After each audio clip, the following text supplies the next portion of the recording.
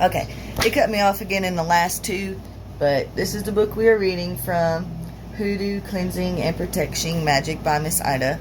The last two things from the last video that kind of cut me off in the middle of was talking about curses and the types of curses, and the last two things was a spiritual entity being called upon to place evil deeds or harassment basically onto the target, basically is what that's saying. And then symbols, using symbols to make things happen. And you can put several of these together, like you can use symbols and then turn around and use candle magic and then make a puppet doll or voodoo doll, or Edfits is what this thing called it, or tag lock. It's whatever you want to call it. There are so many words for the same thing. But yeah. Now back to the actual reading. Signs that you may have been cursed. One of the major signs of a curse is when no matter how hard you attempt to overcome a challenge, you face continuous defeat. Which means no matter what you do, bad shit gonna keep happening, okay? Accidents is a sign when accidents happen over and over and over and over. When people start avoiding you and ignoring you.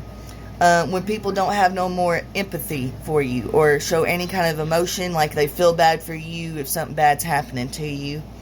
Bad luck. Being watched. Feeling like you are constantly being watched, like having to look over your shoulder all the time, like having that eerie feeling.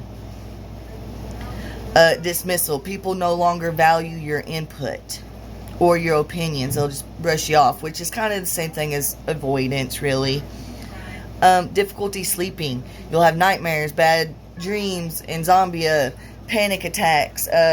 There's a sleeping syndrome that is similar to... For some reason it stopped recording and I just kept reading, but I'm pretty sure I was at the financial difficulties and the general curses, generational curses, which is a curse that sticks to your bloodline and, follows you. And then earlier I was talking about hag syndrome, and that is one of the symptoms here. It's called night hag, or night hag riding. It's the feeling of a presence or an entity being on your chest or laying on you while you're asleep, suffocating you in a way. There's also health problems, being sick, throwing up, and doctors not being able to find anything wrong with you. Insects being all in your house, especially if you live in an area where there's not a lot of bugs. Jewelry falling and breaking off, especially your protective jewelry. Obstacles, little petty things being thrown at you, like neighbor problems, mail carrier problems, school problems, little petty things. And then your pets becoming ill and sick and dying. Those are all signs of curses.